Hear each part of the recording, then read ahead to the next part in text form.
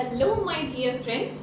सो हम लोग heredity and evolution part 1 देख चुके हैं and now it's time for part 2। ठीक है। सो पार्ट 1 में हम लोगों ने क्या क्या देखा है और क्या क्या सीखा है। मैंने आप लोगों को बताया है पार्ट 1 में what do you mean by chromosome, chromosome क्या होते हैं, क्रोमोसोम के अंदर क्या क्या चीजें प्रेजेंट होते हैं, डीएनए होता है, जीन्स होता है, और मैंने ये भी थोड़ा बहुत आइडिया दिया था कि what is the structure of chromosome. Chromosome actually में क्या है, क्रोमेटिन फाइबर से बना हुआ एक कंडेंस चीज है जिसको जो कि हेल्प करता है सेल डिवीजन के टाइम पे। So basic idea we understood in class in our lecture 1। So now it's time for lecture 2 जिसमें हम चीजों को आगे बढ़ाएंगे। जिन लोगों ने पहला वीडियो नहीं देखा है प्लीज वो पहले वीडियो को जाके प्लीज देख लीजिए ताकि आपको सेकेंड वीडियो में कोई भी कैसे भी कहीं से भी कोई डाउट ना आए। ठीक है। सो शैल वी स्टार्ट, हम लोग स्टार्ट कर सकते हैं। आप लोग पेन पेपर कॉपी लेके मतलब बैठे हैं ना, चलिए स्टार्ट करते हैं फ्रेंड्स। सो आज का टॉपिक जो है that is start with the topic nutrition. ठीक है, टॉपिक इज न्यूट्रिशन। या सो फर्स्ट आप लोग मुझे अपनी मैं कुछ आप लोगों से क्वेश्चन पूछने वाली हूँ, उसमें आप लोग मुझे आंसर कीजिए and then I will tell you what is mutation. आप लोग अपने में आंसर कीजिए कि मुझे क्या इन चीजों का पता है, अगर पता है देन वॉच दिस वीडियो। ठीक है। आपको डीएनए के बारे में पता है, व्हाट इज डीएनए। आपको क्रोमैटिन फाइबर पता है, क्या है क्रोमैटिन फाइबर। आपको क्रोमोसोम पता है, क्या होता है क्रोमोसोम। अगर पता है तो फिर इस वीडियो पे आइए। ठीक है, या फिर मैं बता दूं तो क्रोमैटिन फाइबर क्या होता है। अगर मैं एक सेल देखूं तो सेल के अंदर होता है न्यूक्लियस। ठीक है, एंड न्यूक्लियस के अंदर भी प्रेजेंट रहता है न्यूक्लियोलस, है ना। This is nucleolus. ठीक है, और चारों तरफ क्या रहता है, क्रोमैटिन फाइबर्स, और चारों तरफ क्या रहता है, क्रोमैटिन फाइबर्स। ठीक है, ये क्रोमैटिन फाइबर्स कहां पे तैर रहे होते हैं, कहां पे तैर रहे होते हैं, कहां पे तैर रहे होते हैं, प्लीज कमेंट। ठीक है, यहाँ पे एक फ्लूइड लाइक स्ट्रक्चर होता है जिसमें ये क्रोमैटिन फाइबर तैर रहे होते हैं। प्लीज कमेंट कि वो क्या स्ट्रक्चर होता है और वो what is that fluid like structure. मैं आप लोगों से आंसर चाहती हूँ कि वो क्या है। ठीक है, चलिए आ जाइए क्रोमैटिन फाइबर पे। क्रोमैटिन फाइबर्स जो होता है that form a condense structure which is known as chromosome, which is known as chromosome। ठीक है। सो यार एक बात मैं एक चीज आप लोगों को बताना चाहूंगी, क्रोमोसोम का स्ट्रक्चर बुक में भी ना ऐसे ही बनाते हैं। ठीक है, but I want to draw it like this. This is chromosome. ठीक है, तो क्रोमोसोम क्या होता है ना, इस कंडेंस होता है क्रोमैटिन फाइबर और क्रोमैटिन फाइबर इसके अंदर भर जाता है। ठीक है, and this contain our DNA, और आप बोल सकते हो डीएनए के अंदर प्रेजेंट रहता है हमारा genes which is responsible for any character, है ना। ठीक है, genes are responsible for character. ठीक है, तो मैंने एक बार शायद आप लोगों को याद होगा बताया था कि क्रोमोसोम को ना अकेले रहना बिल्कुल नहीं पसंद है, it always wants to be in pair. ठीक है, तो वो अगर आप लोगों ने मेरे आईसीएसई वाला वीडियो देखा होगा, cell cycle, cell structure and structure of chromosome, sorry the topic is cell cycle, cell division, मैंने गलत बोला था पहले, and the structure of chromosome, and the structure of chromosome.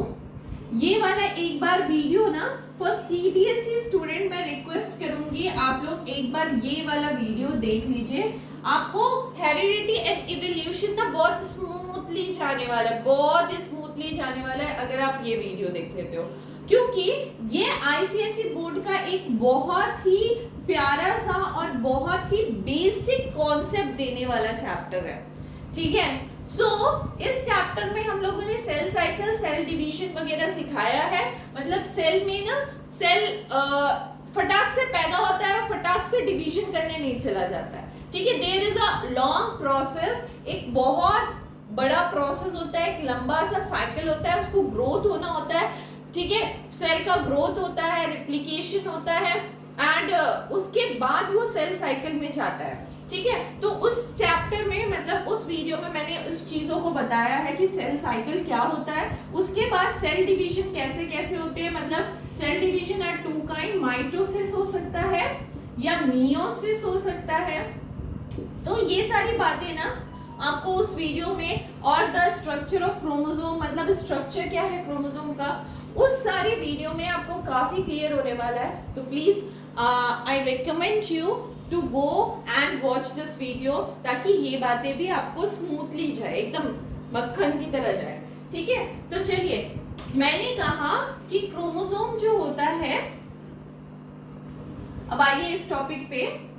मैंने कहा कि क्रोमोसोम जो होता है वो क्या होता है, that is nothing but a condense form of chromatin fibre, और उसको अकेले रहना पसंद नहीं है। तो एक सेल साइकिल का प्रोसेस होता है जिसमें वो रिप्लिकेशन में जाके अपना एक सिस्टर क्रोमैटिड बनाता है, ठीक है।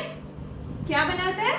सिस्टर क्रोमैटिड बनाता है, and this is known as, जो एंड पॉइंट है ना उसको हम कहते हैं telomere. Telo means end point, telo means ही एंड होता है, ठीक है।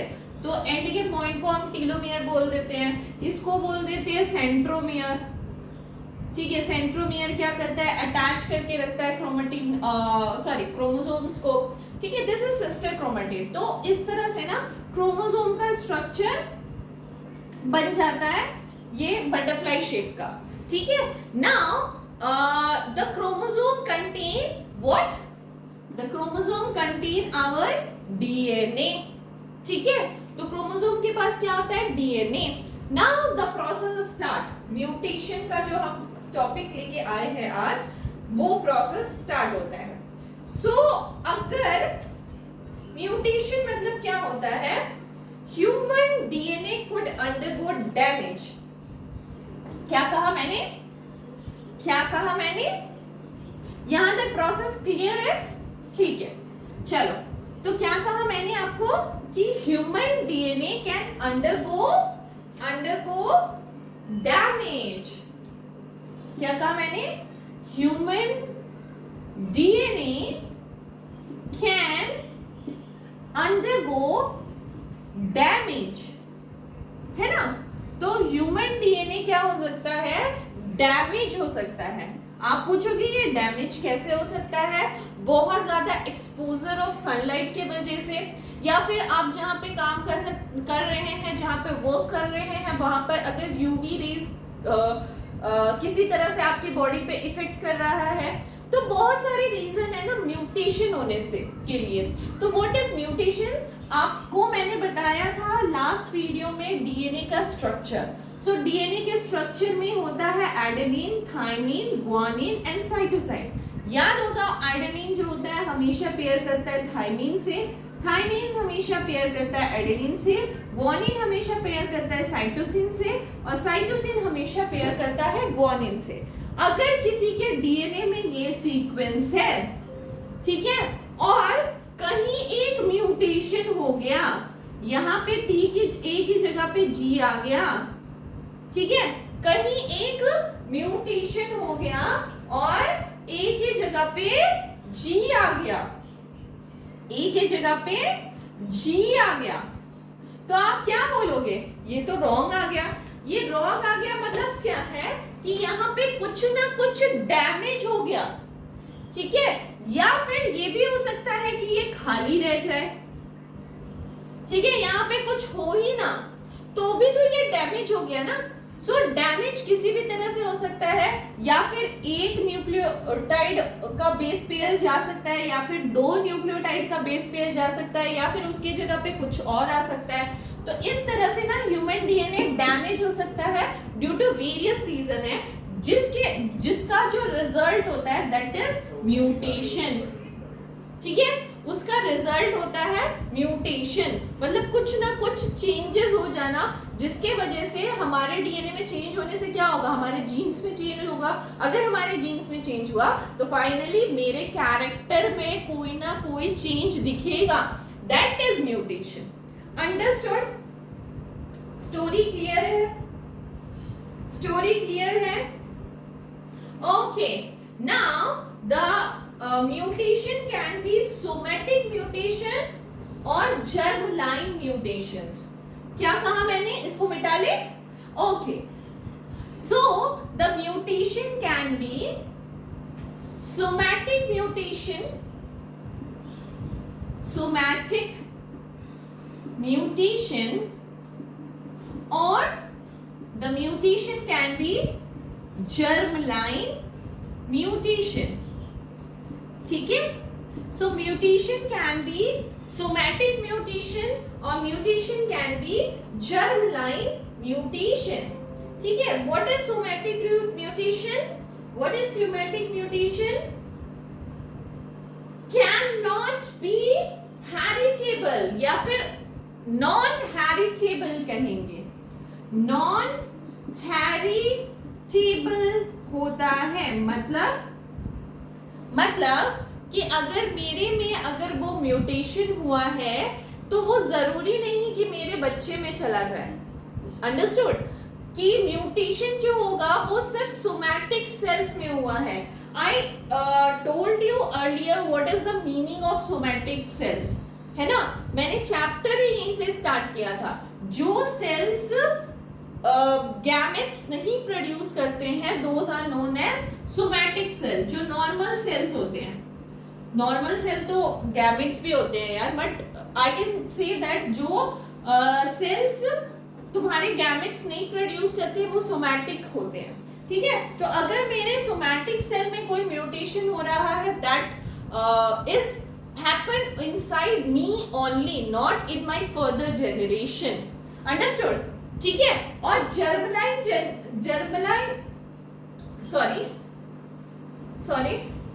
और जर्मलाइन म्यूटेशन का मतलब हो रहा है, म्यूटेशन जो होगा वो एग या स्पर्म में हो रहा है। कहाँ हो रहा है? एग या स्पर्म में हो रहा है। मतलब कि जो म्यूटेशन है दैट इज हेरिटेबल, है ना, that can be pass from one generation to another generation, है ना। Understood? That can be passed from one generation to another generation, and here the mutation is occurring somatic cell। ठीक है, so cannot pass from one generation to another generation। Understood? कहानी clear है, story clear है, आप लोगों को समझ आ रहा है, क्लियर है? ठीक है, so there are two types of mutations।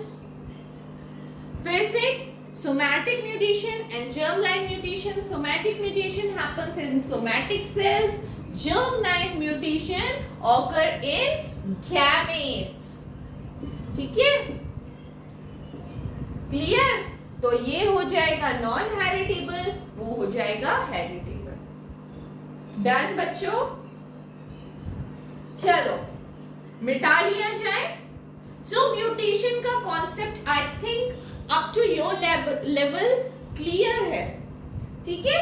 आगे बढ़ते हैं। टॉपिक इज जीन्स,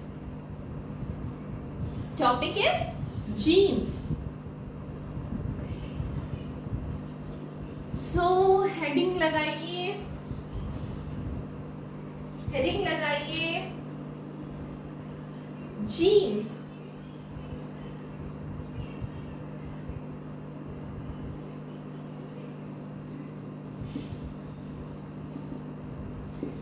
ठीक है, तो ये जो बेसिक यूनिट है ना इनहेरिटेंस का, ये जो बेसिक यूनिट जो है इनहेरिटेंस का, that अर्लियरली known age factor.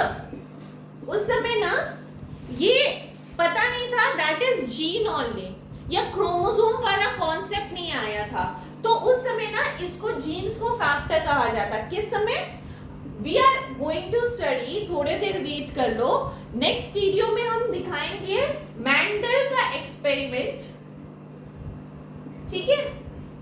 And he is very reputed इंसान, he is very reputed person in biology, ठीक है। सो मेंडल ने जो जीन्स था ना उसको नाम दे दिया था factor, because he don't know about the feature और कैरेक्टरिस्टिक ऑफ क्रोमोसोम। उस समय तक उनको उतनी जानकारी नहीं थी, तो उन्होंने फैक्टर कहा था। तो पहले जीन्स को क्या बोला जाता था? Genes is a basic unit जो इनहेरिटेंस का था, जो हेरिडिटी कैरी करता था, उसको हम फैक्टर्स कहते थे, ठीक है। एंड नाउ जो जीन्स होते हैं ना, हमने क्या बोला? क्रोमोसोम जो होते हैं दैट कंटेन डीएनए, हमारे डीएनए होते हैं इनके पास, और ये जो डीएनए होते हैं ना, इन्हीं में जीन्स छुपा रहता है। मतलब कुछ पोर्शंस होते हैं डीएनए के which contain some exon unit, और कुछ इंट्रॉन्स होते हैं, ठीक है। फिर एक्सॉन एंड देन इंट्रॉन्स, ठीक है, ऐसे रहता है। Exon intron, exon intron, exon intron, ठीक है, ठीक है। तो एक्सॉन और इंट्रॉन को मिला के क्या बनता है? जीन्स बनता है, ठीक है। So what is exon and what is intron, ये इसकी स्टोरी ना आपको थोड़े बड़े होके पता चलेगा कि व्हाट इज दिस। थोड़ा सा बेसिक आइडिया दे दूं, कुछ पोर्शन होता है जीन का which is not responsible for any character, तो उसको हम बोल देते हैं इंट्रॉन्स, और जो रिस्पॉन्सिबल होता है for any character, show any character, तो उसको हम एक्सॉन्स बोल देते हैं। बोलते हैं ना कुछ फालतू की चीजें पड़ी हुई हैं और कुछ इंपॉर्टेंट चीजें हैं, तो बस कुछ फालतू चीजें हैं, कुछ इंपॉर्टेंट चीजें हमारे जीन्स में भी पड़ी हुई है, those are known as exons and introns, ठीक है। सो हमारा जीन किससे बना हुआ है? एक्सॉन्स एंड इंट्रॉन्स से बना हुआ है। बस इतना कॉन्सेप्ट बना के रखो, हमारा जीन किससे बना हुआ है? एक्सॉन्स एंड इंट्रॉन्स, ठीक है। तो आप यहां तक ये नहीं मत समझना अब स्टोरी खत्म हो गई। Story is again come to genes के अंदर क्या है? जीन्स के अंदर क्या है? जीन्स के अंदर है एलील्स। जीन्स के अंदर एक very important factor that is alleles, ठीक है। तो हमारे जीन्स के अंदर होता है alleles, and that is very very very important for showing any character, for showing any character, ठीक है, for showing any character।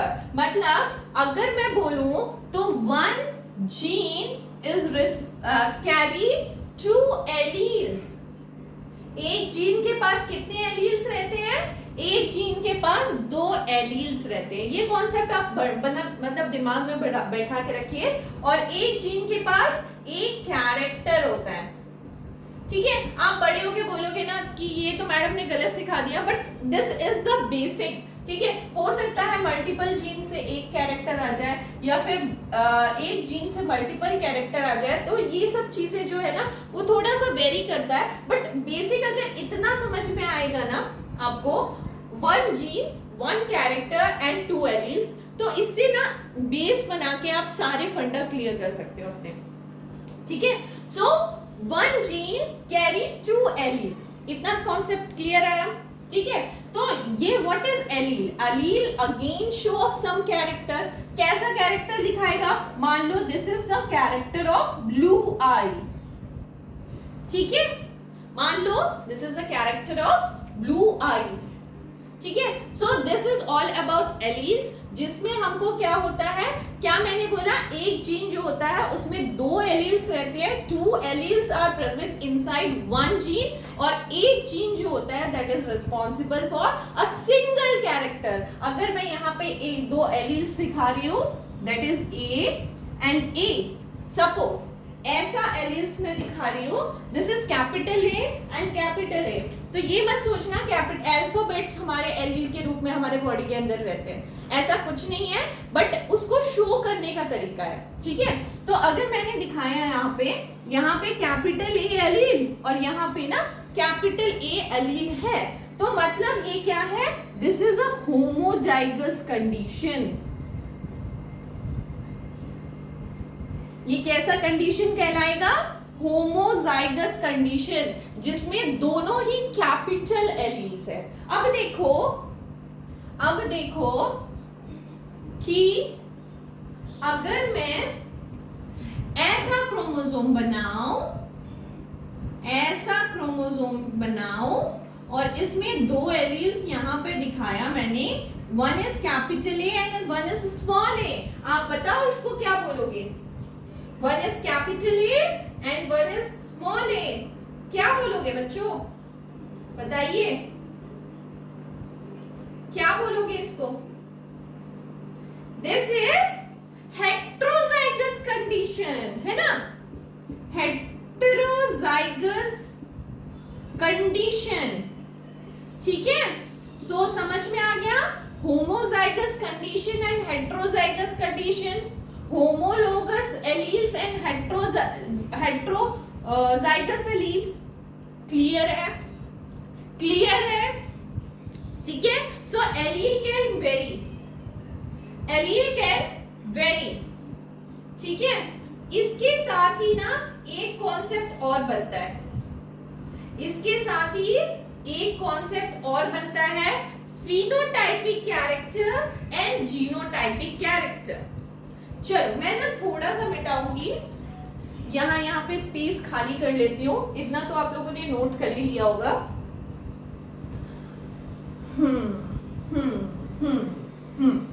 Now phenotypic character, क्या बोला मैंने? phenotypic character, एंड मैंने बोला genotypic character,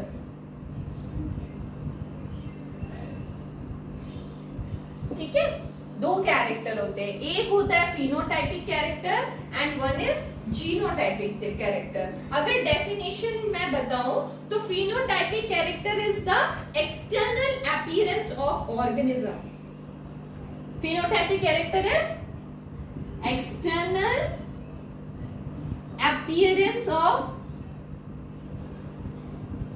organism, ठीक है।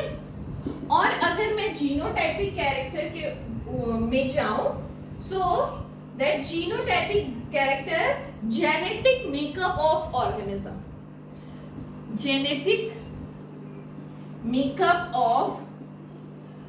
ऑर्गेनिज्म, ठीक है। अब नाउ अंडरस्टूड, कुछ चीजें ना मैं तुमको अभी थोड़ा ज्ञान देने वाली हूँ, प्लीज उसको गैदर करो।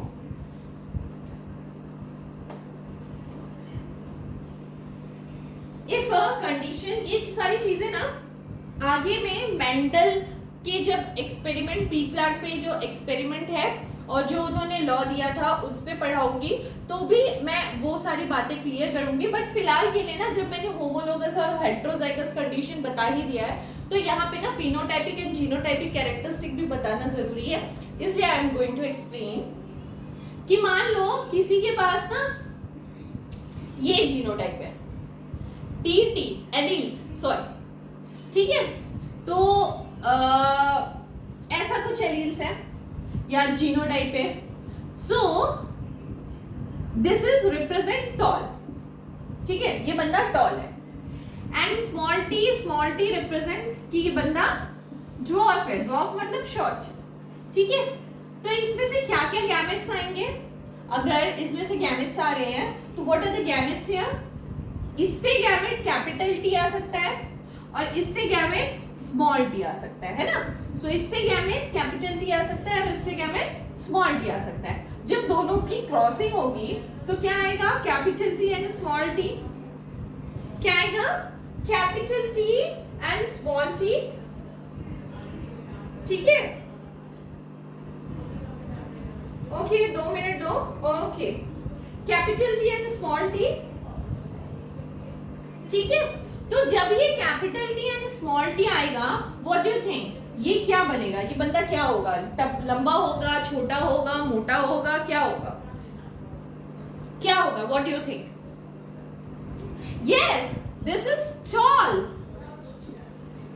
ये कैसा बंदा होगा? ये टॉल होगा। This is known as F1 generation, मतलब इनके जस्ट बाद वाला जेनरेशन इज F1 जेनरेशन। और मान लो सपोज ये जो बंदा है इसने इसी टाइप के इंसान के साथ क्रॉसिंग किया है। So now the F2 generation की पॉसिबिलिटीज क्या होगी बताइए? F2 जेनरेशन की पॉसिबिलिटीज क्या होगी बताइए? उस समय ना हम लोग एक चेकर बोर्ड बना लेते हैं which is known as Punnett square, ठीक है। तो उसमें हम लिख देते हैं यहाँ पर, यार खिचड़ी बना दिया मैंने, चलिए यहाँ पर थोड़ा सा बना लेते हैं। Capital T small T, capital T small T and the probability to come for offspring, offspring मतलब होते हैं बच्चे, ठीक है। कैपिटल टी बच्चे या फिर टॉल हो सकते हैं। कैपिटल टी स्मॉल टी, ये क्या कर दिया, हाँ sorry, capital T small T and small T small T, these are the possibilities of F2 generation. अब यहां से देखिए जीनोटाइपिक और फिनोटाइपिक रेशियो में आपको बहुत अच्छे से समझाने वाली हूँ, चलिए समझिए इसको।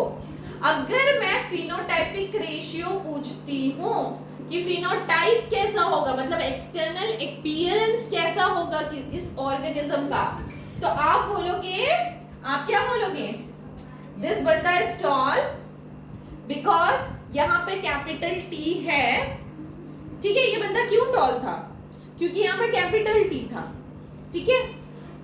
अब यहाँ पे भी कैपिटल टी है तो बंदा टॉल होगा, यहाँ पे भी कैपिटल टी है तो ये बंदा टॉल होगा, यहाँ पे भी कैपिटल टी है तो ये बंदा टॉल होगा, बट दिस इज ड्वार्फ, है ना। तो फिनोटाइपिक रेशियो मतलब क्या होता है? External appearance. तो ये तीनों टॉल होंगे और एक बंदा स्मॉल हो सकता है। So possibilities are 3:1। If I am talking about genotypic ratio, ध्यान से देखना, अगर मैं जीनोटाइपिक रेशियो पूछती हूँ तो this is one kind of gamete, capital T एक ही टाइप का गैमेट है, होमोलोगस, है ना। और दिस इज हेट्रोजाइगस, हेट्रोजाइगस वाले कंडीशन कितने हैं? 2। फिर होमोजाइगस, ये स्मॉल टी वाले एक ही है, मतलब जीनोटाइपिक रेशियो इज 1:2:1। ये सारी चीजें मैं आगे चल के भी आपको सिखाने वाली हूँ, बट यहाँ फिलहाल इतना थोड़ा बहुत कॉन्सेप्ट बना के रखिए। अच्छा, इतना क्लियर हुआ? इतना क्लियर हुआ? अब किसी ने मुझे, अगर मान लो बच्चे प्रेजेंट होते, वो पक्का बोलते हाउ आई कैन फील कि ये कैपिटल टी से टॉल बन जाएगा। वो तो छोटा भी हो सकता है ना, क्यों टॉल बनेगा? Why, what is the reason of become tall, है ना, बच्चे जरूर पूछते है ना. So I am telling you क्यों टॉल बनेगा. उसके दो रीजन हैं. एक है डोमिनेंट ट्रेड, एक को बोलते हैं डोमिनेंट ट्रेड और दूसरे को बोलते हैं रेसेसिव ट्रेड. ठीक है. What is dominant trade. अगर मैं कैपिटल टी और स्मॉल टी लिख रही हूं और कैपिटल टी टॉलनेस वाला जो फीचर है वो बच्चे में दिखाई दे रहा है, मतलब capital T is dominant over the small T. मतलब कि एक अगर हेट्रोजाइगस कंडीशन कोई दिखा रहा है और उसमें एक एलील अपने आप को जबरदस्त तरीके से एक्सप्रेस कर रहा है और दूसरे को एक्सप्रेस ही नहीं होने दे रहा है. क्या कहा मैंने, डोमिनेंट ट्रेड उसको बोलेंगे. डोमिनेट मतलब डोमिनेंट करना, है ना. जो डोमिनेट कर रहा है, कौन कर रहा है, अगर हेट्रोजाइगस कंडीशन होगा तभी डोमिनेट करेगा दूसरे पे, है ना. तो अगर हेट्रोजाइगस कंडीशन है और एक एलील मतलब कैपिटल टी जो है वो स्मॉल टी पे डोमिनेट कर जा रहा है और उसको अपना एक्सप्रेशन दिखाने ही नहीं दे रहा है और खुद जो फीचर है टॉल का वो शो कर दे रहा है, दैट इज डोमिनेंट ट्रेड. ठीक है. एंड रेसेसिव इज उल्टा ऑफ डोमिनेंट, मतलब कि अगर कैपिटल टी और स्मॉल टी है, अगर हेट्रोजाइगस कंडीशन है और उसमें एक एलील बेचारा दब के रह जा रहा है, एक्सप्रेस कर ही नहीं रहा है अपने आप को, दैट इज रेसेसिव ट्रेड. ठीक है. डोमिनेट करेगा, रेसेसिव होके रह जाएगा. So that is all about यहाँ पे टॉल क्यों होगा. सो अंडरस्टूड द फैक्टर्स कि डोमिनेंट ट्रेड क्या होता है, रेसेसिव ट्रेड क्या होता है, होमोजाइगस क्या होता है, हेट्रोजाइगस क्या होता है. क्लियर है ये बातें. सो अगर बातें क्लियर है सो आज के लिए मेरा क्लास हम यहीं खत्म करते हैं, समाप्त. ठीक है. In the next video, I am going to explain you the Mendel experiment, which is very important experiment in terms of genetics. Genetics की बेस है वो. ठीक है. और उसके बाद मैं सेक्स डिटर्मिनेशन पे भी जाऊंगी. फिलहाल के लिए इतना ही. Thank you very much.